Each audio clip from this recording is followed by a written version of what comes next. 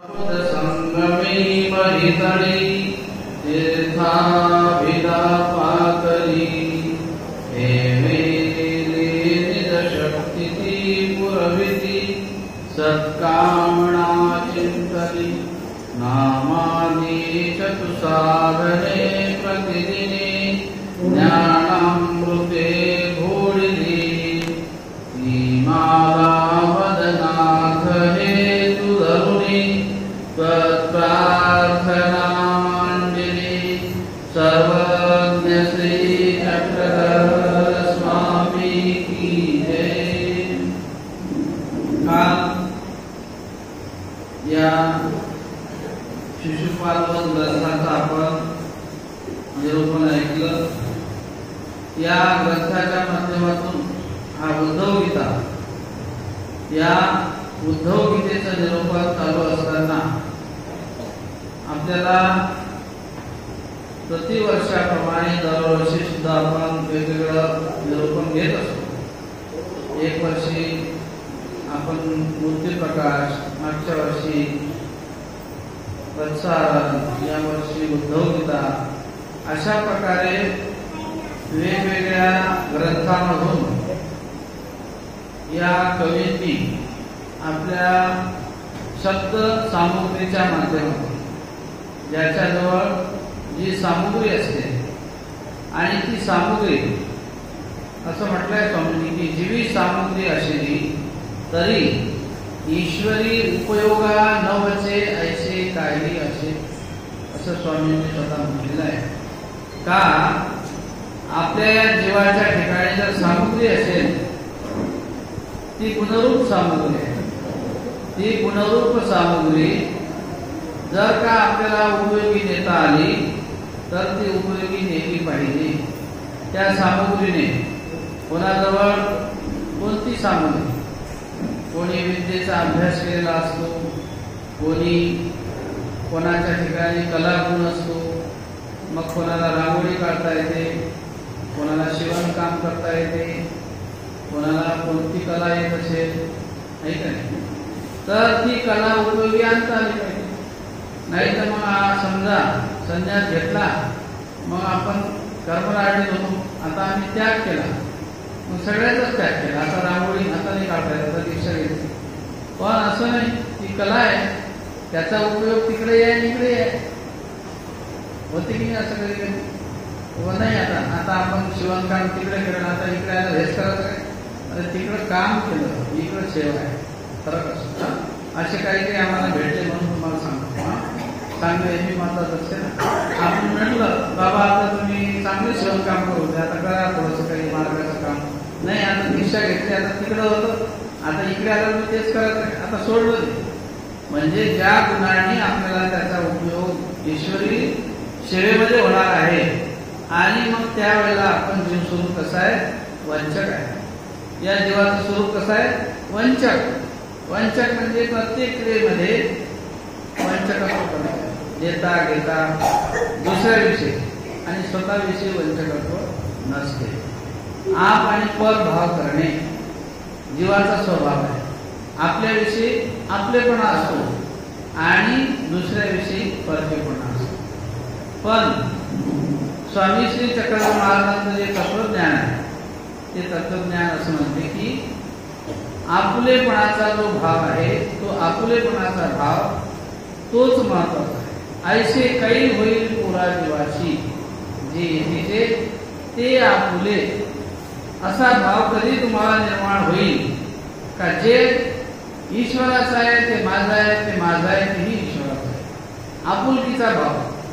आणि मग जो आपुलकीचा भाव असतो तो भाव आपला परमेश्वरापर्यंत जाऊन पोहोचतो, तो भाव आपला ईश्वर स्वीकार करतात। आणि म्हणून महादैसाची जाणीव एकदा रामदेव जाधव हे महादैसांचे पूर्वीचे गुरु, रामदेव जाधवच्या मनात अत्यंत ब्राह्मणत्व असल्यामुळे विकल्प वृत्ता होत, शुची असुची, हे उत्तम आहे, हे हीन आहे, हे कनियस आहे, हे श्रेष्ठ आहे, उच्च आहे, अशा प्रकारचा उच्च नीच भाव मग तो माणसाविषयी असो का एखाद्या पदार्थाविषयी असो का एखाद्या वस्तूविषयी असो, अशी पूर्वीच्या काळातली काही ऊचनिष्ठेची प्रथा विशेष होती.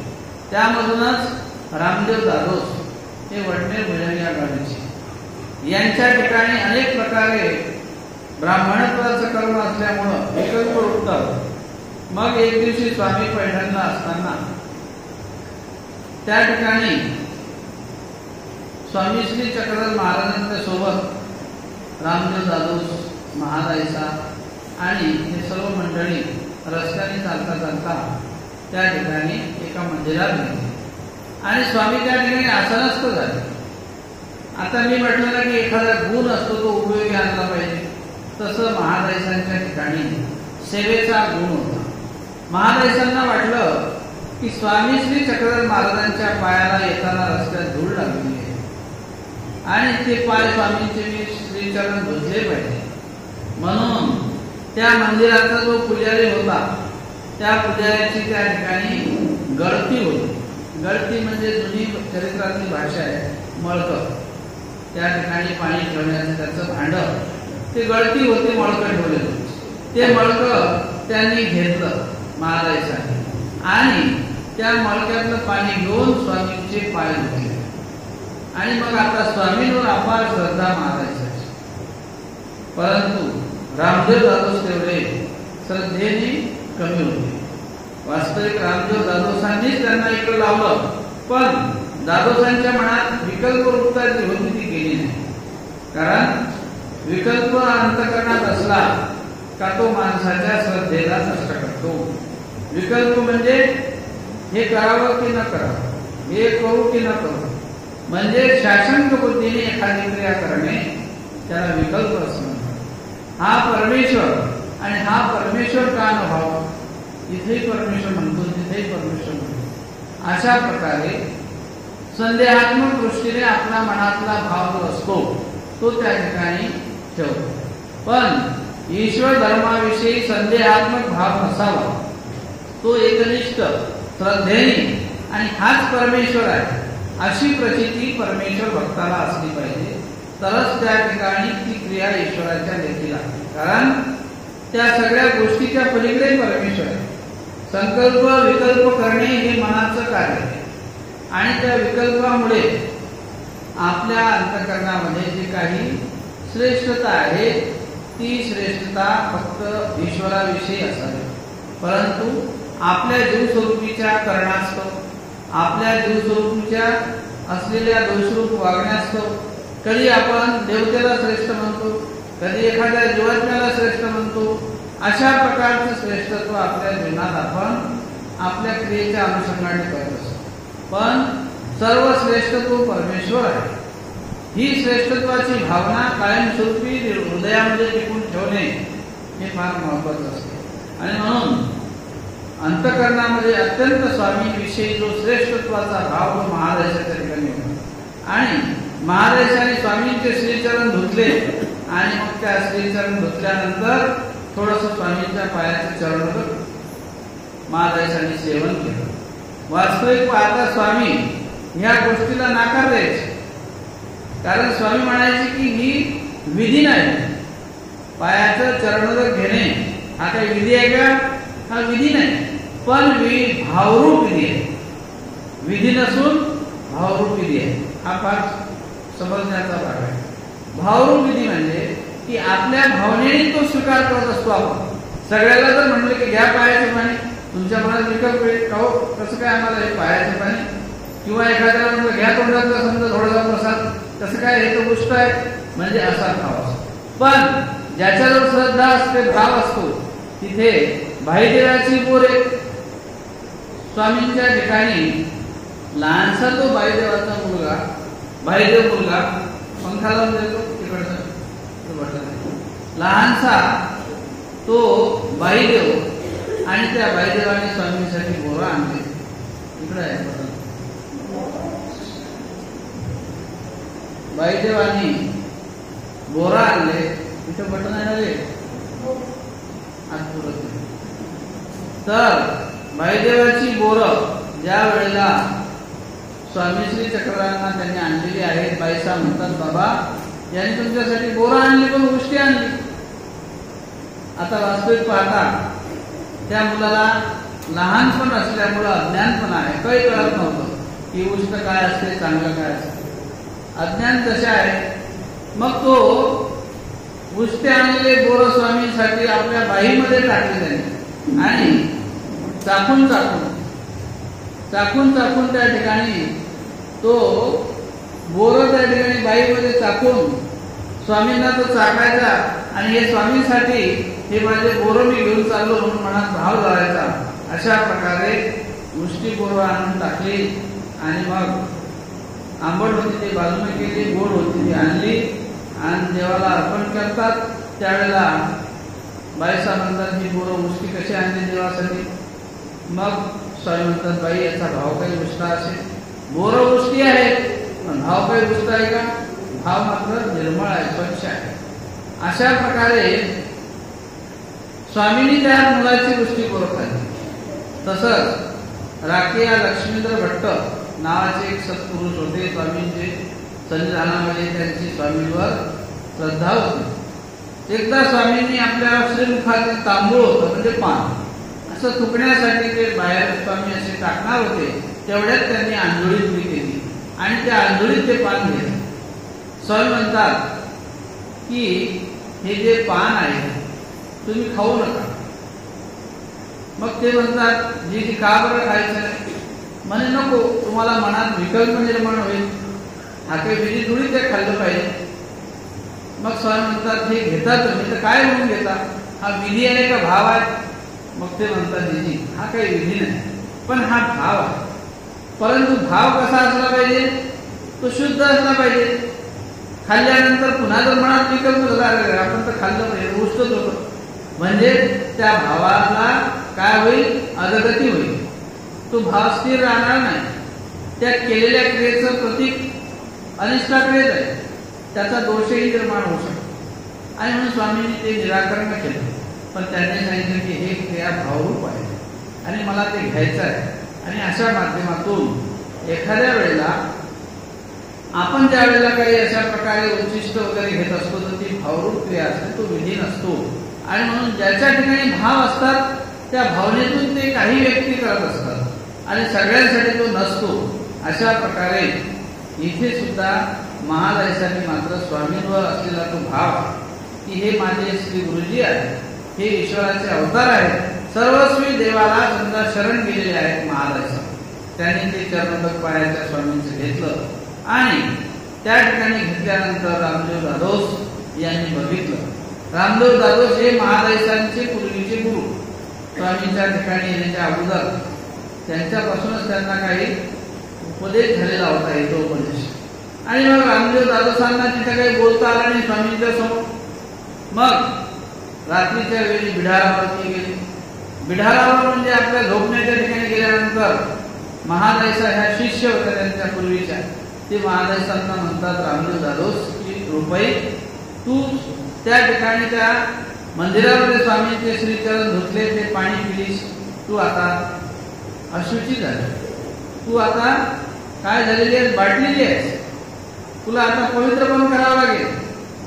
कारण ते जे पाणी तू पिलीस ना, ते पाणी त्या गुरुवाच्या गळतीचं होतं.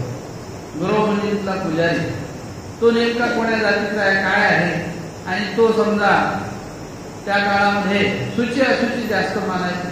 ब्राह्मणाचा फार मोठा पगडा.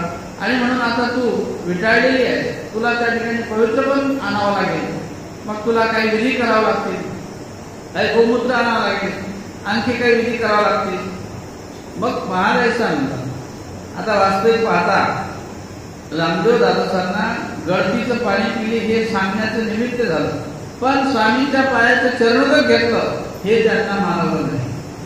की श्री चक्रधरांच्या स्वामी श्री चक्रधरांच्या चरणाचं या बाईने पाणी पिलेलं आहे आणि हे त्यांना मानवलं नाही. ती माझी शिष्य आहे, अभिमानी स्वाभिमानी होते रामदेव दादोस. आणि म्हणून मग ते म्हणतात की तुला आता सुश्रुत व्हावं लागेल.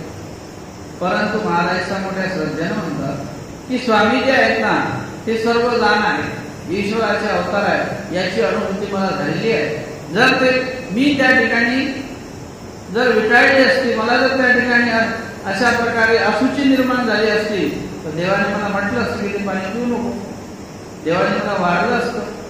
पण देव तर काहीच बोलले नाही. मी जेव्हा ते पाणी घेतलं त्यावेळेला स्वामी मला काहीच म्हटले नाही. परंतु रामदेव दारोस म्हणतात की तसं काही नाही, देवाला काय नाही, ते सूचित होत पाणी झालं कारण तो अशुची झाले काय.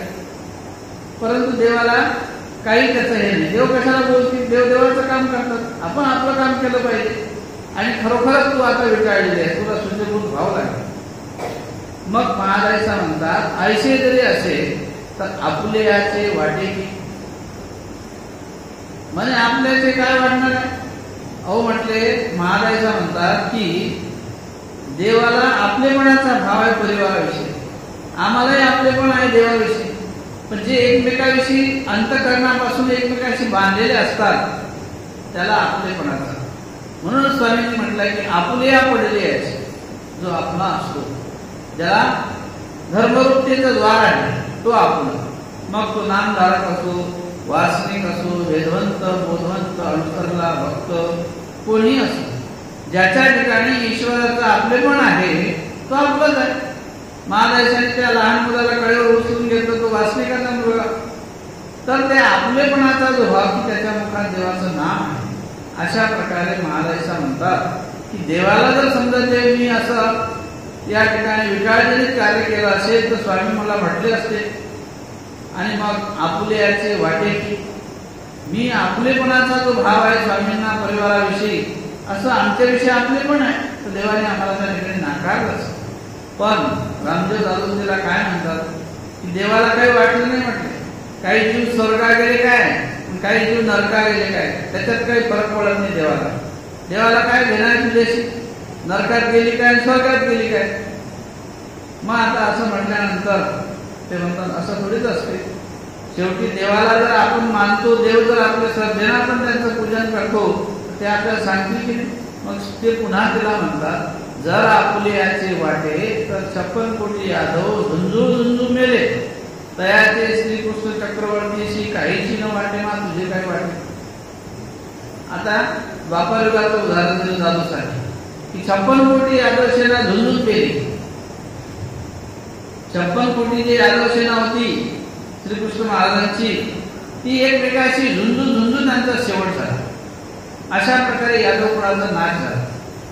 आणि मग म्हणले ते स्वतः श्रीकृष्ण महाराजांचं यादव कुळ होतं, त्या स्वतःच्या कुळाविषयी त्यांना काही वाटलं नाही. तुझं काय वाटलं. आता महाराजांच्या निरुत्तर झाले. हे बी सत्य जो आहे सांगितलं बोलायचे खरंच की ते तर त्यांचं स्वतःच कुळ होतं यादव कुळ. आणि त्या कुळामध्ये त्या श्रीकृष्ण महाराजांचे ते राजे त्या यादव कुळामध्ये. आणि मग अशा श्रीकृष्ण महाराजांना त्या परिवाराविषयी वाटलं नाही. ती शंका तिच्या मनात असं वाटलं की आता काय उत्तर द्यावं. आणि म्हणून ती शंकेचं घर करत ती रात्री झोपली. सकाळी उठली आणि उठल्या उठल्या स्वामींच्या दर्शनाला. आणि आल्यानंतर स्वामींना म्हणते मी रात्री त्या गळतीचं पाणी पिली पाय धुतल्यानंतर, तुमचे श्रीचरण धुतल्यानंतर दादोसांनी मला असं म्हटलं की म्हणे तू आता विटाळलेली आहेस, त्या पाण्यामुळे तुला विटाळ निर्माण झाला, तुला आता शुद्धीभूत व्हावं लागेल. मग मी म्हटलं की असं काही नाही, देवाने मला वाटलं असतं की हे करू नको. पण दादोस म्हटले की नाही, देवाला काही वाटत नाही, स्वर्गात गेले काय नरकात गेले काय. पण मी म्हटलं आपल्याचं वाटते की. पण ते म्हटलं 56 कोटी यादव झुंजून गेले, त्याचं काही वाटलं नाही, तुझं काय वाटणार. मग अशा म्हटल्याबरोबर देव आसनावर मांडी घालून बसलेले होते. स्वामींनी पटकन त्या आवेशात मांडी घालून बसले होते. स्वामींनी मांडी मोडली आणि मांडी मोडून पाय मोडून मागे बसले आणि अशी थाप मारली त्या मांडीवरती. आणि स्वामी म्हणतात की 56 कोटी यादव झुंजोनी मेले, तया माझी कवड श्रीकृष्ण चक्रवर्तीचा. 56 कोटी यादव जे झुंजून मेले होते त्याच्यात श्रीकृष्ण चक्रवर्तीचा कोण होता बरं. तो सगळा मायावी विज्ञान शक्तीचा खेळ असलेला होता. कोणी यमाचा, कोणी सोमाचा, कोणी वरुणाचा, ह्या सगळ्या देवता निर्मित केलेले ते खेळ होता तो श्रीकृष्ण चक्रवर्तींनी. जर त्या परिवारामध्ये यादव कुळात जर उद्धवानाचे शिर खाली पडते तर एरीवाईचे गौड एरीवाई केले असते. मात्र त्याच्यामध्ये दोघं होते भक्त. ईश्वर भक्ताचं लक्षण करतात. त्यामध्ये ईश्वराचे फक्त दोघच होते म्हटले. एक होता उद्धव, त्याला दिलं होतं देवाने प्रेम. दुसरे होते अर्जुन देव, त्यांना दिलं होतं ज्ञान. हे ईश्वराचे निश्चित पांडू भक्त होते, पांडुपुत्र बाकीचे. आणि हे यांना जर धक्का लागला असता केसाला, जरी आम्ही इकडचा सूर्य इकडे आदळून टाकला असता, इकडचं ब्रह्मांड तिकडे आदळून टाकलं असतं, पण त्या भक्तांना आम्ही काही होऊ दिलं नसतं. म्हणून जे मेले 56 कोटी यादव, ते श्रीकृष्णाचं त्यामध्ये कुठलंच कोणी जवळचं नव्हतं किंवा ते यादव कुळातलेही नव्हते. एक प्रकारची ती रचना मायावी शक्तीच्या माध्यमातून होणारा तो ईश्वरीचा खेळ असतो. अशा प्रकारे महाराजांना स्वामींनी उत्तर दिलं. महाराजांचं मन समाधान झालं आणि बाई, तुम्ही दादोसांकडे काही लक्ष देऊ नका, कारण दादोस हे देवता भक्ती करून अंतःकरणामध्ये विकल्प आचरण करणारे होते. त्यांना शेवटच्या काळात सुद्धा श्री नागदेवाचार्यांनी त्यांना 2 जणांना पाठवलं की जा, त्यांना शेवटच्या काळामध्ये त्यांची सेवा करा. आणि त्या शेवटच्या काळात 2 जण गेले आणि त्यांना म्हणतात की आता हा शेवटचा तुमचा काळ आहे, तुम्ही देवाचं नाव घ्या, तुम्ही श्री चक्रधराचं नाव घ्या, तुम्ही चांगदेव म्हणा. ते म्हणतात तुमचा चांगदेव ते तुमच्या भाषेत, मला नका सांगा. अशा प्रकारचं समजा श्रद्धा नसलेलं, परंतु देवता भक्तीचं एक विशिष्ट असलेलं कार्य त्यांच्या ठिकाणी होतं. आणि म्हणून या महादयशा उपलक्षणे, जशा महादयशा ह्या श्रद्धेने परिपूर्ण आणि सेवा भावनेने परिपूर्ण होत्या.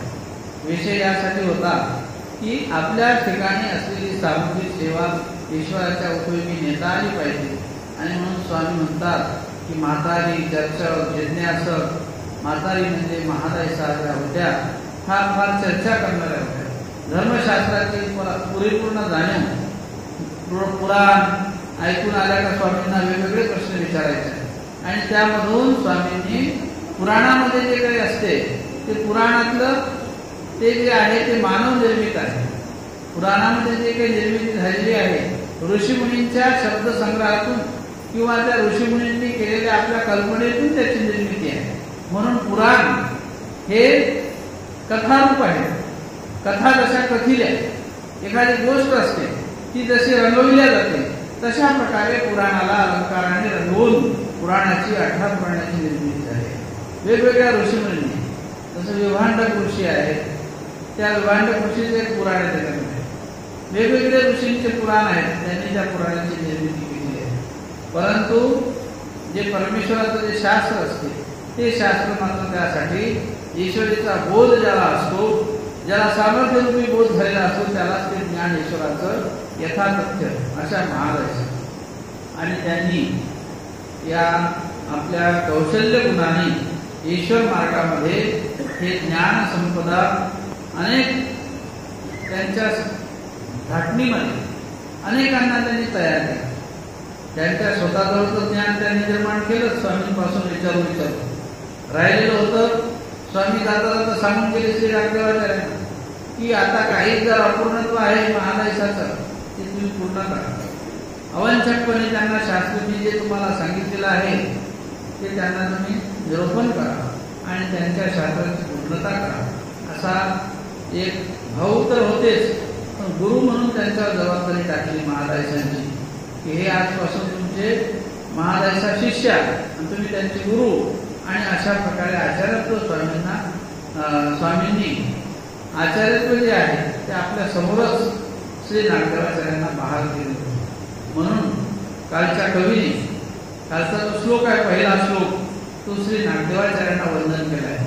श्रीमच्चक्रधरा शनै श्रुतिवच पीयूष पूर्ण कृपा पाथोदपथि पंतमंतर परि संतश्च लोकश्चया सुरजित भीम भवाटवी समतट स्तम्नागदेवं सदा सार विचार सुंदर गिरा पारंगतं नम्यहम्. अशा प्रकारे पहिला श्लोक या ग्रंथाचा श्री नागदेवाचार्यांना नमन करून या ग्रंथाची सुरुवात झालेली आहे. आता इथून देवाला नमन केलं. कवी म्हणजेच श्री भास्कर भट्ट बोरीकर यांचं काल आपण व्यवस्थितपणे त्यांच्या जीवनचरित्राविषयी थोडासा मागावा घेतला. आता दत्तात्रय प्रभूंना नमन केलं दुसऱ्या श्लोकामध्ये. सह्यांचळाचे चुळके जयाचे प्रभा मंडळ पंके तो श्री दत्त लल्लाट फळके नमस्करी तू असे. आता दुसऱ्या श्लोकापासून दत्तात्रयाला नमन आहे. या श्लोकात सह्यांचळ पर्वत आपल्या नामस्मरणामध्ये दुसऱ्या नामामध्ये आपण म्हणतो सह्याद्री. तर त्या पर्वताचा सिंहासारखा आकार आहे म्हणून त्याला सह्याद्री पर्वत असं म्हणतात. अशा सह्यांचळ पर्वतावरती चुळक म्हणजे सिंह शिखर असलेलं त्या पर्वताचं शिखर म्हणजेच माहूरगड.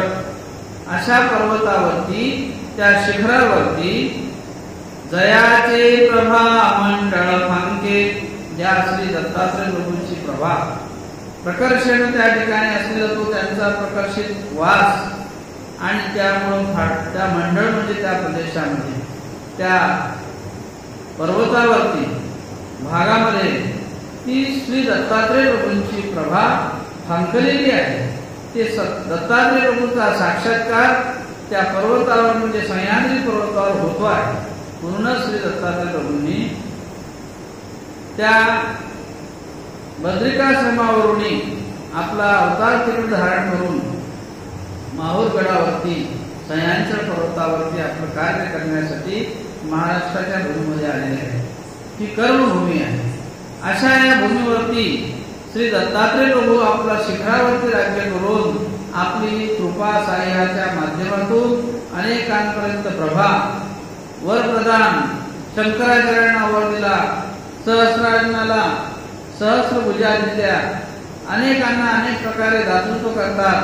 ज्या ज्या प्रकारचा ज्या ज्या प्रकारे भाव असेल त्या प्रकारचं त्याला दातृत्व करून श्री दत्तात्रय प्रभू जीवांचं उद्धरण सातत्याने चहुयुगी अवतार असलेला आमच्या स्वामींनी सांगितल्याप्रमाणे श्री दत्तात्रय प्रभूचा छत्रयुगी अवतार. चारी युगामध्ये ज्या दत्तात्रय प्रभूंचं कार्य आहे आणि ती प्रत्येक क्रिया परमेश्वर ते आजही आपल्या भावनेच्या माध्यमातून, विधीच्या माध्यमातून, उपहाराच्या माध्यमातून हात जोडतो, आपण प्रार्थना करतो, वंदन करतो, ती क्रिया ईश्वरापर्यंत पोहोचवल्या जाते. अशा श्री दत्तात्रय प्रभूंचं त्या माहूरगडावरती वास्तव्य आहे. तो श्री दत्त लल्लाट फळके नमस्करी तू असे. श्री दत्तात्रय प्रभूला आम्ही लल्लाट म्हणजे माझी माता, कपाळ आणि फळाके म्हणजे दोन हात, हे दोन्ही माझे कर, हे ती श्री दत्तात्रय प्रभूच्या श्री चरणावरती नतमस्तक हो.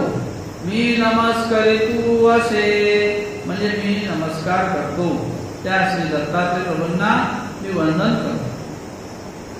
आता श्री कृष्ण महाराजांना वंदन. नमीन यादव कुल तिल्लकू जो कैवल्यलता कुसुमस्तबकू उदयला आनंद मृगांकू मोहांधकारी. श्री कृष्ण महाराजांना वंदन करत असताना कवी म्हणतात की मी नमीन यादव कुल तिल्लकू, यादव कुलाचा तिलक ज्यांनी लावलेला आहे, ज्या यादव कुळाचं प्रमुखत्व पद ज्यांनी स्वीकारलेलं आहे, अशा श्रीकृष्ण महाराजांना जो कैवल्यलता कुसुम स्तबकू, कैवल्याचा जो दातृत्व करणारा, लता म्हणजे वेली, स्तबक पुष्प, त्याचप्रमाणे त्या ठिकाणी कुसुम म्हणजे मोठे मोठे आलेले त्या पुष्पाचे गुच्छ, हे जसे त्या ठिकाणी झाडाची शोभा आहे तसं कैवल्याचं फळ दातृत्व करणारा आणि उदयला आनंद मृगांकू, जसा एखादा अंतःकरणामध्ये आनंदाचा कल्लोळ उठावा असं चंद्राची शीतलता, मृग म्हणजे ज्या हरणाचं चित्र आपण पाहतो चंद्राकडे, हरणाचे चित्र आपल्याला त्या चंद्रावरती विदारलेले दिसतात.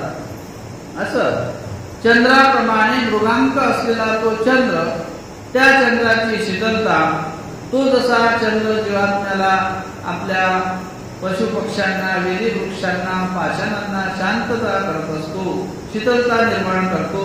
अशा प्रकारचा आनंद तो परमेश्वर श्रीकृष्ण महाराज आपल्या भक्तांना, ज्यांना ज्यांना त्याचा स्पर्श झाला असेल, मग त्या गोकुळातले गोपी असतील, वेली वृक्ष असतील, झाडे असतील, पशु असतील, किंवा गोपगडी सौंगडे असतील, किंवा श्रीकृष्ण महाराजांचे भक्त असतील, या सगळ्यांना रंगी उभा मुरारे सकळ पुरचरी देखिला तेथ नारे कंदर्पू काळ वैरी शिशुवत पितरी ईश शुरी समस्ती भक्ता स्वात्म प्रतीती नृपवर नृपती ज्ञानिया ज्ञानमूर्ती इतिरिती पौर जाणती भिन्ना.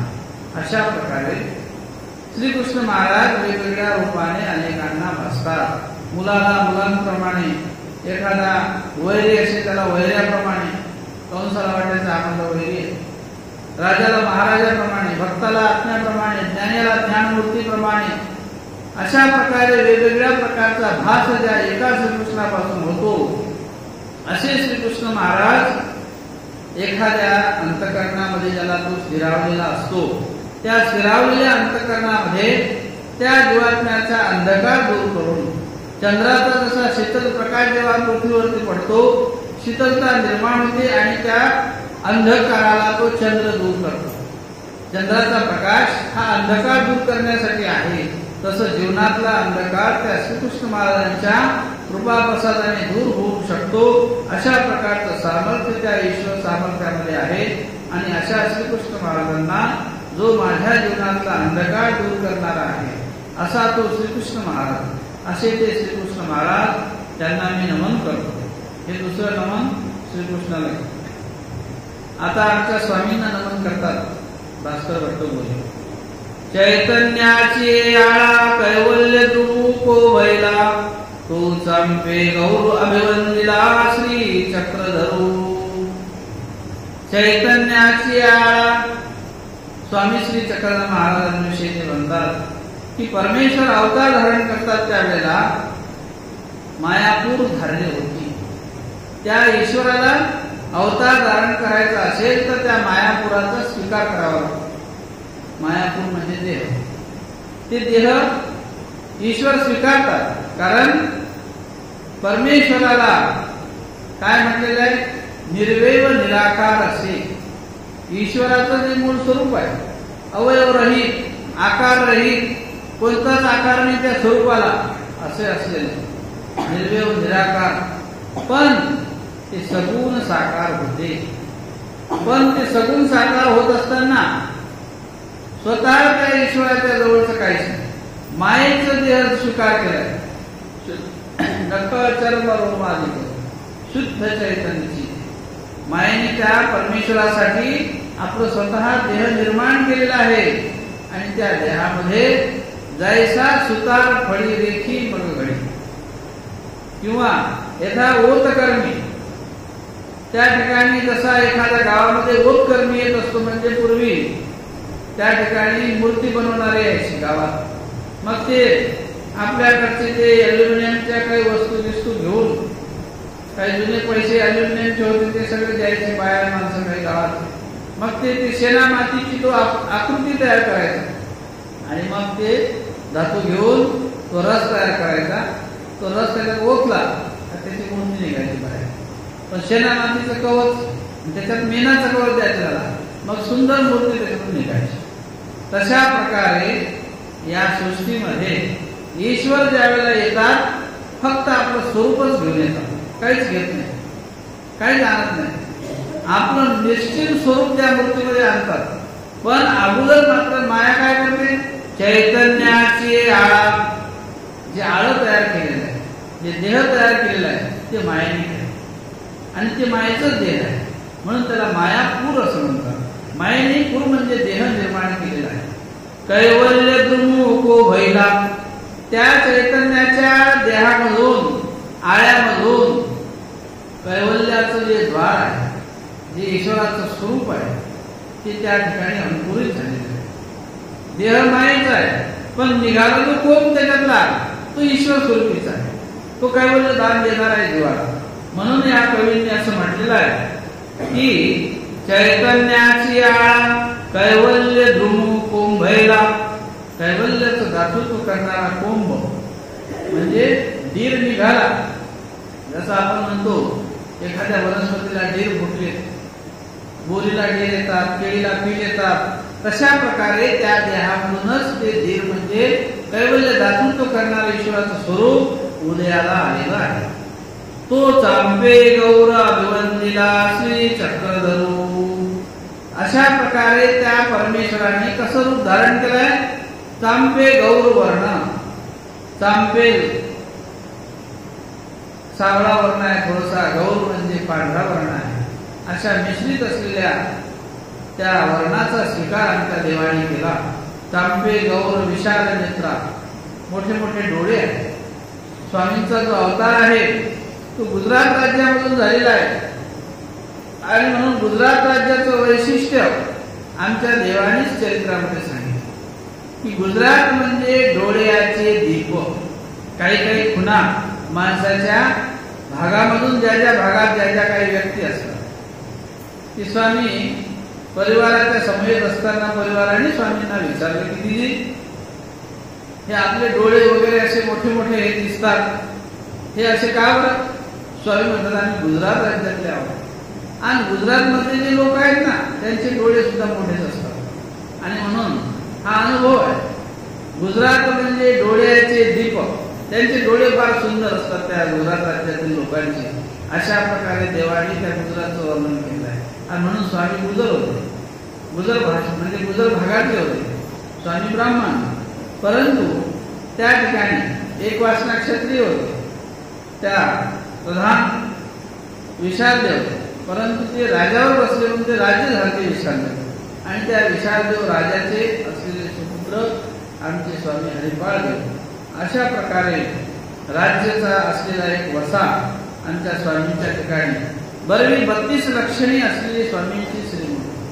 स्वामींनी जो स्वीकार केला होता त्या ठिकाणी तो राजकुमार असल्यामुळे त्याचा देह बरोबर 32 लक्षणे, त्या सगळ्या लक्षण ती देवानी काही काही उणेपणा असेल तोही त्यामध्ये पूर्णत्व असलेला आणि पूर्णत्व 32 लक्षणाने युक्त असं ते देह स्वामी श्री चक्रधरांच्या श्रीमूर्तीचं होतं. म्हणून त्या देहाचं वैशिष्ट्य असे 40 दिशे 25 अशा प्रकारचं वैशिष्ट्य वापरलं आहे की वयाचं 40 वर्षाचं जरी वय आहे पण जणू काही 25 वर्षाचं वय भासणारं असं कौशल्य त्या देहामधून अशा प्रकारचं एक देहाचं वर्णन त्या ठिकाणी आलेलं आहे. अशा आमच्या स्वामींची श्रीमूर्ती ती चांपे गौर असलेलं ते देह, तेजमय पुंज असलेलं देह अभिवंदिला श्री चक्रधरू. अभिवादन करतो मी अशा श्री चक्रधरांना नतमस्तक होतो असं कवी म्हणतो. वडिलिया संसाराची अडणी. आता पुन्हा देवाला वंदन झालं, पुन्हा आणखी श्री नागदेवाचार्यांचं या ठिकाणी आता ते वर्णन करतात. कारण पहिल्यांदा मला देव दाखवला आमच्या गुरुनी म्हणून गुरुला वंदन केलं, नंतर परत देवावर वंदन आलं. दत्तात्रय प्रभूला, श्रीकृष्ण महाराजांना, श्री चक्रपाणी महाराजांना आपलं आणि आमच्या स्वामींना वंदन केलं. आता या ठिकाणी परत श्री नागदेवाचार्यांविषयी ते वर्णन करतात. पडलिया संसाराची अडणी जो पूर्वी ब्रह्मविद्येची तवनी तो आचार्या शिरोमणी नमीन नागार्जुन. ज्या श्री नागदेवाचार्यांचं वर्णन करत असताना ते म्हणतात की श्री नागदेवाचार्य हे कसे होते. आमचे श्री गुरुजी म्हणजे नागदेवाचार्य हे कसे आहेत की ते संसाराची जी अडणी आहे या संसार चक्राच्या अडणीमध्ये जो सापडलेला आहे, जो पूर्वी ब्रह्मविद्येची तवनी त्या ब्रह्मविद्येच्या ज्ञानाचं परिपूर्णत्व ज्यांच्या ठिकाणी झालेलं होतं. कारण आमच्या सर्वज्ञ श्री चक्रधर प्रभूंनी असं म्हटलं की वांद्र्याशी या ठिकाणी इथून हे चरितार्थ झालेलं ज्ञान आहे. वांद्रेशाच्या ठिकाणी हा काय आपण बोलणार नाही, हा येथेच बोलेल आणि सकळ शास्त्र म्हणजे विचारशास्त्र तुम्हाला चरितार्थ हे सर्व शास्त्र तुम्हाला आता अवगत झालेलं आहे. अशा प्रकारे ज्या आचार्यांच्या ठिकाणी असलेलं ज्ञान आणि ते असलेली तवनी म्हणजे ते एक प्रकारे वेद आहे. ते जसं पिल्यानंतर त्या ठिकाणी शरीराला जशी एक ऊर्जा निर्माण होते, तसं या ठिकाणी हे ब्रह्मविद्येचं जे आहे अमृत ते प्राशन केल्यानंतर निश्चितच संसाराची अडचणी परिहरल्या जाते, असं ज्ञान त्या आचार्यांच्या ठिकाणी आहे. तो आचार्य शिरोमणी नवीन नागार्जुन, मी त्या श्री नागदेवाचार्यांच्या मुख्यत्व असलेल्या या पंथाला, मुख्य असलेले शिरोमणी आचार्य असलेले मुख्य अशा श्री नागदेवांना मी नमन करतो. जो विवेकाचा सारथी वैराग्याचा बाळारथी, आघाऊ कैवल्यपथी जीवदातासी. त्या श्री नागदेवाचार्यांनी विवेकाचा सारथी असं म्हटलंय त्यांना. नागदेवाचार्यांना या ठिकाणी की खरोखरच हे जे ईश्वराचं ज्ञान आहे ते विवेक रूपी आहे. त्या ज्ञानाच्या माध्यमातून जीवाचं जे यथार्थता आहे, त्या जीवाला जो यथार्थ रस्ता दिसायला पाहिजे, ते यथार्थ रस्ता दाखवणारं ज्ञान ते आचार्याच्या ठिकाणी स्वामींनी काय केलं, संभावित केलेलं आहे. की तुम्हाला इथून पुढे हा ईश्वरीचा मार्ग चालवायचा आहे आणि म्हणून तुमच्या ठिकाणी यथार्थता असली पाहिजे, त्यामध्ये कुठला संदेह नसला पाहिजे. आणि म्हणून स्वामींनी अहोरात्र निरूपण केलं. पंथीचे तेल सरे तरी नारळीचे रूप घालिती.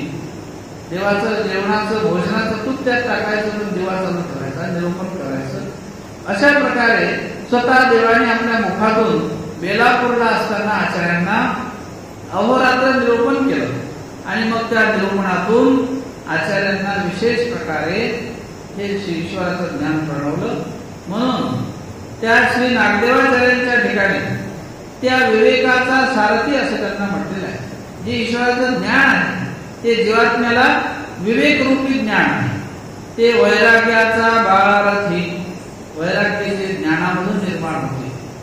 ज्ञानेवी वैराग्य ते काही करावे बाप्या, ज्ञान नसेल वैराग्य तरी कसं होईल. ते बाळकडू ज्या ज्ञानातून दिल्या जातात ते ज्ञान वैराग्याचं बाळारथी म्हणजे बाळकडू देणारं ज्ञान ते आचार्यांजवळ आहे. अशा आचार्यांच्या ठिकाणी ते ज्ञान का आणि कशासाठी दिलेलं आहे. आघाऊ कैवल्यपथी जीवदातासी. आघाऊ म्हणजे मागो मागे, जो जीवात्मा हा प्रतिसृष्टी ज्ञान देऊन पुन्हा पुन्हा मागे राहिलेला आहे. पुन्हा पुन्हा हा जीव आपल्या प्रत्येक सृष्टीत मागे मागे राहिलेला आहे. आणि म्हणून तो ईश्वर ज्ञानाविरहित तो जीव भ्रमंतीत पडलेला आहे. हे सृष्टी भ्रमणाचे का पावले ना ईश्वर ज्ञानी. ईश्वराचं ज्ञान हे जीवाने राखलं नाही किंवा ईश्वराचा आचार विचार जीवात्म्याच्या ठिकाणी प्रणवला नाही, शिरावला नाही. आणि म्हणून आपल्या जीवमतीच्या अधोगतीने पुन्हा जन्म पुन्हा मरण, पुन्हा जन्म पुन्हा मरण अशा या मागे राहिलेल्या जीवाला वाट करू म्हणून रस्ता दाखवण्यासाठी देव तर उत्तरातून निघून गेले, पण हे ज्ञान जे आहे ते ज्ञान पुन्हा मागे चाललं पाहिजे. पंथ परंपरा आचार विचार पुन्हा चालावा. अशा कैवल्य मार्गाच्या रस्त्यावरती जीवांना नेण्यासाठी राहिलेले जे जीव असतील, मागे राहिलेले जे आहेत, त्यांना पुढे वाटाड्याच्या रूपाने कार्य करण्यासाठी श्री नागदेवाचार्यांना मी मागे ठेवून चाललेलो आहोत. अशा प्रकारे त्या श्री नागदेवाचार्यांना ज्या विवेकरूपी ज्ञानाचा संभव करून आमचे साधनदाता श्री चक्रप्रभू निघून गेले आणि मात्र मागे वाटाड्यात ठेवून गेले. म्हणजे त्या रस्त्यावर चालण्यासाठी यथार्थपणे ज्ञान सांगण्यासाठी श्री नागदेवाचार्यांची निवड आमच्या स्वामींनी केली. अशा श्री नागदेवाचार्यांना मी नमन करतो असं करू. त्या श्री नागदेवाचार्यांच्या सहयोगाने मला कशा प्रकारे माझ्या जीवनामध्ये मला ते प्राप्त झालं म्हणून कवी सांगतात की तया नागार्जुनाचा उपदेश मनोनी बोलावया शांती रसू भास्करू कवी झाला सौरसू ओवी प्रबंधी. माझ्याजवळ तर मुळात काही नाही, परंतु माझ्या गुरुच्या हितोपदेशामुळे तया नागार्जुनाचा उपदेश, माझे श्री गुरुजी म्हणजे श्री नागदेवाचार्य कवी म्हणतात की त्यांच्या हितोपदेशामुळे मला या ठिकाणी बोलावया शांती रसू, हे जे काय शब्द माझ्या मुखातून निघतायत, ही जी काही काव्य स्फूर्ती मला होते आहे आणि मला जे काही शांत रस निर्माण झालेला आहे, जे नवरस आहेत यापैकी शांततेचा सत्वतेचा रस ज्या काव्यातून निर्माण होत असतो, एखादं काव्य निर्माण करत असताना त्यामध्ये सत्वता निर्माण करणे यासाठी फार प्रकृतीचाही गुण सत्वरूप असावा लागतो. त्या ठिकाणची त्याची विचारसरणी सात्विक असावी लागते आणि ते सात्विक विचार ज्या श्री गुरुजींपासून मला मिळालेले आहेत त्यांच्या प्रसन्नतेने मी हे सत्वरूप काव्य भास्करू कवी झाला सौरसू, मी भास्कर कवी हे कवित्व करण्यासाठी ज्या गुरूंचा मला सौरस म्हणजे सौभाग्य मिळालेला आहे, सहवास मिळालेला आहे आणि म्हणून तेच काव्य मी त्यांच्या प्रसन्नतेने ओवी प्रबंधी, ओवीच्या माध्यमातून प्रबंध रूपाने म्हणजे थोडक्या स्वरूपाचं प्रबंध म्हणजेच एखाद्या सामुदायिक एखाद्या विचारावरती काही थोडक्या शब्दामध्ये पण महत्वपूर्ण शब्द त्यामध्ये त्या ठिकाणी त्याची निर्मिती करून तो प्रबंध सादर करत असतात. प्रकर्षेण त्या ठिकाणी त्या असलेल्या विस्तारपूर्वक कार्याला एखाद्या तत्व सिद्धांतामध्ये मांडून त्याची बांधणी करणे, अशा प्रकारचा सिद्धांतरूपी प्रबंध, सिद्धांतरूपी हे काव्य मी माझ्या श्री गुरुच्या प्रसन्नतेने या ठिकाणी करतो आहोत, कारण तो शांती सत्वतेचा रस मला त्यांच्यापासून प्राप्त झालेला आहे आणि म्हणून हे काव्य रचना त्यांच्याच प्रसन्नतेने आणि सहवासाने मला मिळालेली आहे. असं कवी आपल्या या गुरूंविषयी असलेलं आपलं ऋण या शब्दातून व्यक्त करतो.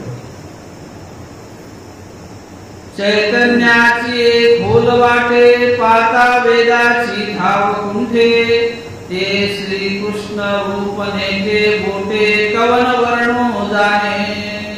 आता श्रीकृष्ण महाराजांविषयी एखादं स्कंद, शेवटी उद्धव गीता हा श्रीकृष्ण चक्रवर्तीच्या संबंधित असलेला भाग आहे आणि म्हणून या ठिकाणी आता श्रीकृष्णाच्या रूपाविषयी वर्णन आलेलं आहे की चैतन्याची एक खोल वाटे पांता वेदाची धाव कुंठे.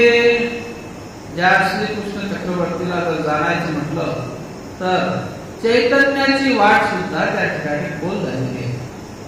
जी या ब्रह्मांडाचं सूत्र चालविते ती चैतन्य म्हणजे माया, ही शेवटची देवता आहे. माया म्हणजे चैतन्य देवता, या परता देवता उरली नाही आणि तिचं सुद्धा ज्ञान या ईश्वराच्या स्वरूपापुढे पांता वेदाची धाव कुंठे. वेद जे आहेत निर्माण झालेले त्या वेदामध्ये फक्त मायेचं ज्ञान, सामवेदामध्ये एक प्रकरण आहे पंचकर्णी वाक्य, त्यामध्ये तिथे त्या उत्तर मीमांसामध्ये थोडक्या स्वरूपामध्ये मायेचं वर्णन आलेलं आहे. अशा प्रकारे त्या मायेच्या ज्ञानामध्ये त्या वेदामध्ये मायेचंच थोडकं ज्ञान आहे. मायेला यथातथ्य परिपूर्ण जाणीव त्या वेदामध्ये सांगितलेली नाही मायेचीच, तर मग ईश्वराची जाणीव वेदाला कुठून होईल ना, होऊ शकत नाही. म्हणून ते श्रीकृष्ण रूप नेते बोटे कवन वर्णू जाणे. त्या श्रीकृष्ण चक्रवर्तीच्या रूपाला नेते म्हणजे नीट नेटके, बोटे म्हणजे निश्चित श्रद्धापूर्वक निश्चयात्मक दृष्टीने कवन वर्णू जाणे. कोण त्याचं वर्णन आणि कोण तो जाणू शकतो. अशा प्रकारे ज्या श्रीकृष्ण चक्रवर्तीच्या स्वरूपाला जाणण्यासाठी ज्या प्रकारचं ज्ञान देवाला पाहिजे ते ईश्वरीय तत्वज्ञान किंवा ईश्वराची शक्ती जर ज्या देवावर असेल, बोध शक्ती, का परमेश्वरे परमेश्वर जाणीजे, परमेश्वराच्या ज्ञानानेच त्या परमेश्वराची जाणीव होऊ शकते, अन्यत्र ज्ञानाने ईश्वराची जाणीव होऊ शकत नाही. म्हणून परमेश्वराचं ज्ञान हे या ठिकाणी महत्वपूर्ण सांगितलेलं आहे. गुणाते गणनीळ साबळे परब्रह्मने पाळे, वाणिता वेचिरती फळे मुक्ती लतेची. पुन्हा त्या श्रीकृष्ण चक्रवर्तीचं रूपाचं वर्णन करताना घननीळ साबळे, घननीळ, घन म्हणजे जसं मेघ असतात ते जसे आकाशामध्ये मेघ ज्याप्रमाणे असतात आलेले ते श्याम वर्णाचे आहेत, निळ वर्णाचे आहेत, काळे दिसतात, निळे दिसतात आकाशातले ढग, ते निळ म्हणजे जसे काही नीलरत्न कंचन आहे, जसे रत्न असतात निळ निळसर रंगाचे, अशा प्रकारचं घन सावळ असलेलं रूप, निळसर असलेलं रूप ज्या श्रीकृष्ण चक्रवर्तींनी धारण केलेलं आहे. कारण या सौंदर्यवान सगळ्यात देवता असेल तर ती म्हणजे आहे नारायण देवता. आणि ती नारायण देवता जी आहे शेषशाही नारायण, तिच्यापेक्षा रूपवंत देवता नाही, ती मुळातच सुंदर आहे. आणि म्हणून तिचा नारायणाचा जो आहे पुत्र तो मदन आहे.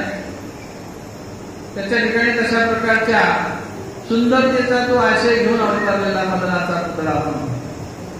अशाही सुंदरतेपेक्षाही सुंदर जेव्हा श्रीकृष्ण महाराजांचा अवतार या भूमीवरती झाला त्यावेळेला श्रीकृष्ण महाराजांचे अवतार झाल्यानंतर शेषशाही नारायण देवता यांची पत्नी होती लक्ष्मी, ती श्रीकृष्ण महाराजांच्या पायाचे पाय नारायण देवतेचे पाय संवाहन करत होती, म्हणजे पायाची सेवा करत होती लक्ष्मी त्यांची पत्नी नारायणाची. मग इकडे श्रीकृष्ण महाराजांचा भूतलावरती अवतार झाला. जसा अवतार झाला सगळ्या देवलोकांना आनंद झाला आणि आनंद झाल्यानंतर सगळ्यांनी नमन केलं. मग नारायण देवता सुद्धा आपल्या ठिकाणी त्या आसनावर मान खाली करून तिने नतमस्तक होऊन श्रीकृष्ण महाराजांना वंदन केलं. मग लक्ष्मी म्हणते की नरा माझी नारायण तुम्ही माथा तुकिना करुणा कारण, तुम्ही सगळ्या नरामध्ये श्रेष्ठ आणि उत्तम सौंदर्यवान असलेले नारायण देवता आहे. तुमच्यापेक्षा कोणी सौंदर्यवान नाही, श्रेष्ठ नाही. तुम्ही कोणापुढे माथा तुकिला, तुम्ही आता खाली वाकून नमस्कार कोणाला केला. पण त्यांना वाटलं आता सांगितलं ते कुणी पाहिजे, म्हणून ते म्हणतात नाही काही नाही मी सहज वाकलो. पण लक्ष्मी म्हणते मी तुम्हाला पूर्ण ओळखते, कारण मी तुमची पत्नी आहे. आजपर्यंत ही कृती मी कधीच बघितली तुमच्या ठिकाणी खाली वागण्याची, आज ती कृती का केली. पण ते म्हणतात नाही मी सहज केलं, पण स्त्री आग्रह आहे. मग ते म्हणतात की तू म्हणजे मी आता तू आग्रह घेतला म्हणून सांगते, परंतु सांगितल्यानंतर त्यांना माहित होतं काहीतरी वेगळं निर्माण होणार आहे. आणि म्हणून त्यांनी सांगितलं की म्हणजे या भूतलावरती श्रीकृष्ण महाराजांचा अवतार झालेला आहे, ते त्यांचं सौंदर्य काय सांगू, मी त्यांच्या नखाची बरोबरी करू शकत नाही, एवढं सौंदर्य त्या श्रीकृष्ण चक्रवर्तीच्या अवतारित्वामध्ये आहे. कारण सौंदर्य हे आपल्या लक्षात येत नाही, पण जी सामुद्रिक चिन्हामध्ये 32 लक्षण असतात ते लक्षणाने सौंदर्य ओळखलं जातं. ते लक्षण एक प्रत्येक त्या विधिरूप देवता जी असते त्या लक्षणाच्या माध्यमातून त्या देहाचा त्या ठिकाणी आखाडा तयार केला जातो. जसं काही काही शुभ मानल्या जातात पशुदेहामध्ये सुद्धा, तसं पंचकल्याणी घोडी ही शुभ प्रतीक मानल्या जाते. पंचकल्याणी घोडी आता माहिती नाही कोणाला, पण ती नुसतं दारात जरी बांधली त्या घरामध्ये सगळे आवाजच आवाज, त्या घरामध्ये सगळं शुभ संकेत आणि त्या घरामध्ये सगळं सौख्य आनंद सगळ्या गोष्टी नांदत असतात. असा पूर्वी त्या ठिकाणी पूर्वीच्या काळात त्या लोकांना त्याची जाणीव. आमच्या लीळाचरित्रात मिळालेलं आहे की डोमे रामदास स्वामी होते त्यावेळेला रेईनायक नावाचे त्या गावातले गर्भश्रीमंत पुरुष होते, तर त्यांच्या घरी त्या पंचकल्याणी घोडी होती. त्या घोडी कारणे वळघा, ती घोडी न्यायसाठी दरोडा पडला होता मोठा. आणि त्या दरोड्यामध्ये ज्यावेळेला आमचे स्वामी म्हणतात नागदेवाचार्यांना पहा बरं काय गजंबू आहेत, काय आवाज येतोय, वर जाऊन पहा. हे गेले पाहतात तिथे दरोडे कोण घे दे. त्यांचे शिपाई होते, आतून ते प्रहार करायचे, हे बाहेरून प्रहार करायचे, एकामेकावर बाणाचा प्रहार चालू होता. आता श्री नागदेवाचार्य पहिले त्याच्यातलेच होते, बाण मारण्यामध्ये पटाईत होते, त्यांना त्या गोष्टीची जाणीव होती. मग यांनी त्या मठावर गेल्यानंतर स्वामींनी नुसतं सांगितलं, पहा यांनी जाऊन आरोळी मारली, बळी रे बळी, बळी रे बळी असं म्हटल्याबरोबर त्या दरोडेखोरामध्ये एक शब्दवेदिया बाण होता. म्हणजे जिकून शब्द आला तिकडेच बाण सोडायचा. त्याने तो बाण सोडला. ज्याच्या तोंडातून निघाला शब्द त्याच्याच तोंडात तो बाण जाणार. त्याला काही दिसायची गरज नाही, कशाची गरज नाही. आता तरी तंत्रज्ञान आहे, सॅटेलाइट आहे, पण तिथं तेव्हा काहीच नाही. जिकून शब्द येईल तिथंच तो बाण जायचा. बरोबर किती शब्दवेद असतो. आणि तो बाण त्याने मारला तिथून. तो श्री ज्ञानदेवाचार्यांच्या मुखातच गेला असता. पण देवाने पाठवलं होतं त्यांना की जा पाहुण्या काय चालू आहे, म्हणून तो बाण मुखात न जाता कानापासून गेला आणि एका भिंतीच्या आतमध्ये जाऊन त्या कोणत्यामध्ये तो रुतल्या गेला. आणि मग खाली आले पण सांगतात, दिदी मी गेलो पण फार मोठं काही तिथं मोठं दरोडा पडला, तिथं असं चालू आहे. आणि मी म्हटलं नुसतंच बळी रे बळी म्हटलं तर मला त्याने तू बांध. देव म्हणतात तुला काय सांगितलं होतं की नुसतं जा आणि बघू ये. हे बोलण्याची काय गरज होती. तो शब्द त्या दरोडेखोराच्या त्यांना तो माहित होता काय शब्द आहे. त्यांची ती भाषा सांगते त्यांना ती माहिती होती. आणि त्यांना वाटतं की इकडे कोणीतरी दरोडेखोर वरती आहे, म्हणजे ते घाबरून पळाले पाहिजे बा. म्हणून त्याच्यातला जे सांकेतिक शब्द होता तो यांनी उच्चारला. त्या दरोडेखोरांना वाटलं की इकडे काही दरोडेखोर आपला प्रहार करते, म्हणून त्यांनी तिकडे तो बाण मारला. स्वामी म्हणतात आम्ही इथून पाठवले होते म्हणून वाचले. इथून आम्ही तुम्हाला पाठवलं, त्या सांगत्या सांगितल्यानंतर तुम्ही गेले म्हणून तुम्हाला त्या ठिकाणी मार्गायमाणीचं सहाय्य झालं. तो बाण तुम्हाला लागू दिला नाही. जर तुम्ही तुमच्या मनाने जर हे काय क्रिया केली तर तो बाण तुमच्या मुखातच गेला असता. कारण तो बाण सोडणारा सामान्य होता, तो शब्दवेदी होता. जिथून बाण निघतो तिथेच तो बाण जातो. अशा प्रकारचं समजा त्या ठिकाणी स्वामींच्या ठिकाणी असलेली वेदकता.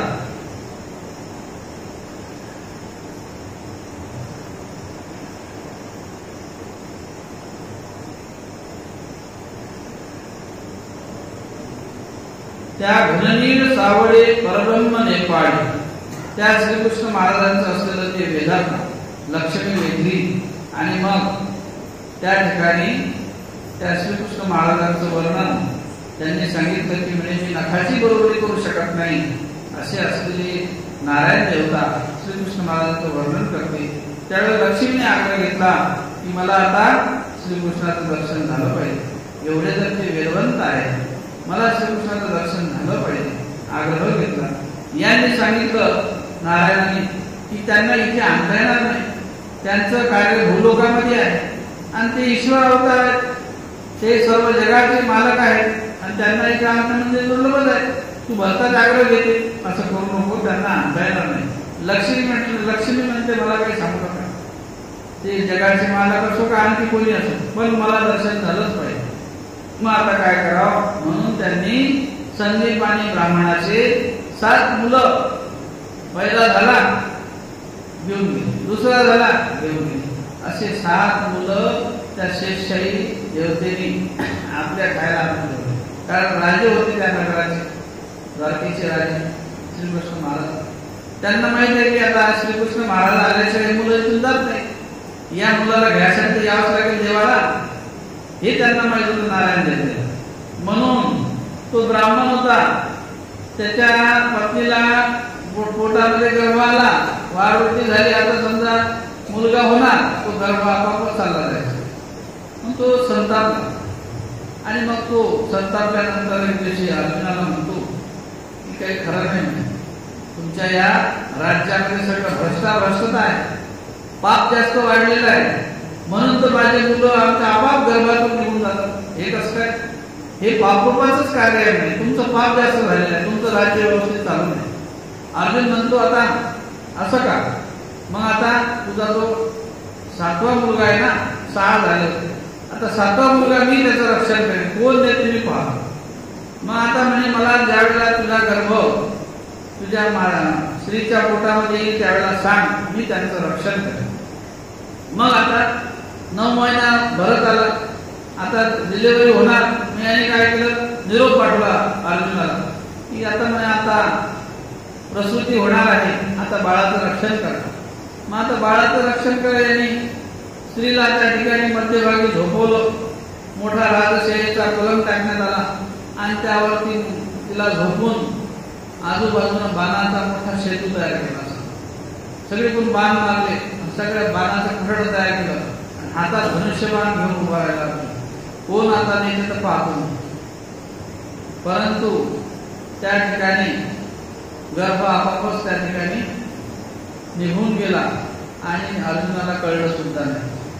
मग तू म्हणतात की अरे तुझ्याही त्या उपयोग नाही तुझा काही बाणाचा सेतू मारून. आता याला क्षिती झालं, काय करावं? सगळीकडे शोधाशे, बाळ दिसत नाही, कुठे गेले?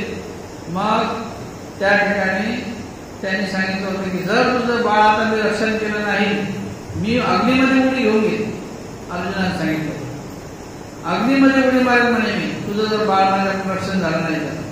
मग याने आता बाळाचं रक्षण झालं नाही, सातवं बाळ चाललं गेलं गर्भात. मग आता काय करावं? मग त्या ठिकाणी थांबा, घाबरू नका, आलंय गर्भाला बरं.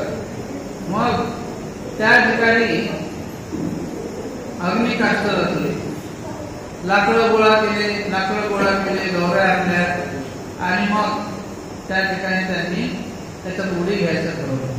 मग अशा वेळेला श्रीकृष्ण महाराज त्यांना सांगतात की अरे म्हणे अशा प्रकारे तू कुठे कुठे शोधलं, म्हणजे मी इकडं पाहिलं, तिकडं पाहिलं, पण कुठेच काही पत्ता लागला नाही. आता मी हरलो. मी त्याला सांगितलं की तुझे मुलं जर समजा वापस नाही आणले तर मी अग्निकाष्ठ घेईन म्हणे, आता माझ्यासोबत चाल. आणि मग श्रीकृष्ण महाराज त्यांना संदीप आणि ब्राह्मणाचे मुलं आणण्यासाठी क्षीराब्दीच्या स्थानाला गेले. मग तिथे ती लक्ष्मी म्हणजे नारायण देवतेची पत्नी होती. मग तिने गेल्यानंतर देवाला त्या ठिकाणी नारायण देवतेने आसनावर बसवलं, चरण संवाहन केले, देवाचे पाय धुतले, पूजन केलं, सोहळा केला. अशा प्रकारे लक्ष्मीला तिथे श्रीकृष्ण महाराजांचं दर्शन झालं. आणि मग लक्ष्मीला वेद निर्माण झाला, आवडी निर्माण झाली. मग निघताना लक्ष्मी म्हणते आता मी श्रीकृष्ण महाराजांच्या सोबत झालो. मग ते शेषशाही नारायण म्हणतात अरे तू कशी जाणार आहे, तू देवता लोकात आहे, तू नाही जाऊ शकत, मला जायचंय. मग ती आग्रह घेते. मग अर्जुन देव म्हणतात जीजी ही एवढी आग्रह घेते तर घ्या सोबत, आपलं येतो म्हणते. तर देव म्हणतात अरे दयाच्या खाया जायचे, दयाच्या काय आबुल्या घेऊन गेली, त्याची पत्नी आहे ती काय आपण भूल जाते का सोबत, येते म्हणते. तर असं चालणार नाही. पण तो वेद जो होता तो खळिया असतो, त्या देवतेच्या मूर्तीमध्ये जीव असतो, जीव सुख भोगणारा खळिया. आणि त्या रूपाला तिथे असलेली ती रुक्मिणी देवी, तो वेद त्या रुक्मिणीचा होता. आणि मग पुन्हा खाली आल्यानंतर श्रीकृष्ण महाराजांच्या ठिकाणी तीच रुक्मिणी अशा प्रकारे भक्त रूपाने आलेली आहे, असं काही वेळेला आमचं मत मांडते. तर अशा रूपाने श्रीकृष्ण महाराजांचं असलेलं वेदक रूप त्या निळसर मेघाच्या प्रमाणे, रत्नाप्रमाणे त्या तेजाची कुंजता त्या श्रीकृष्ण महाराजांच्या रूपामध्ये होती. आणि म्हणून श्रीकृष्ण महाराजांचं असलेलं मेघनीळ वर्ण, त्या देहामधून प्रकाश पडणारा, पुन्हा ते घननीळ सावळ असलेलं रूप, परब्रह्मणे पाळे, त्या देहामध्ये परब्रह्म म्हणजे साक्षात परमेश्वराचं असलेलं ब्रह्मस्वरूप, नेपाळे म्हणजे नितळ शुद्ध, कुठल्याही प्रकारचं न कलंक असलेलं स्वरूप, वाणितावेची दती फळे मुक्ती लतेची, त्या परमेश्वराच्या स्वरूपाचं जर वर्णन आपण ऐकलं किंवा त्याचं वर्णन केलं तर निश्चितच त्या परमेश्वराच्या गुणांमोदनाने आणि कीर्तीने, नामस्मरणाने मुक्तिलतेची फळे म्हणजेच जीवात्म्याला मुक्त झाल्याशिवाय तो जीवात्मा राहणार नाही, अशा या श्रीकृष्ण महाराजांचं रूप वर्णन करण्यासाठी जे यथार्थ ज्ञानीजन असतात, जे त्या ईश्वराच्या स्वरूपाला जाणतात, तेच त्या परमेश्वराच्या स्वरूपाचं वर्णन करू शकतात, असं कवी या ठिकाणी. सर्वज्ञ श्री चक्रधर स्वामी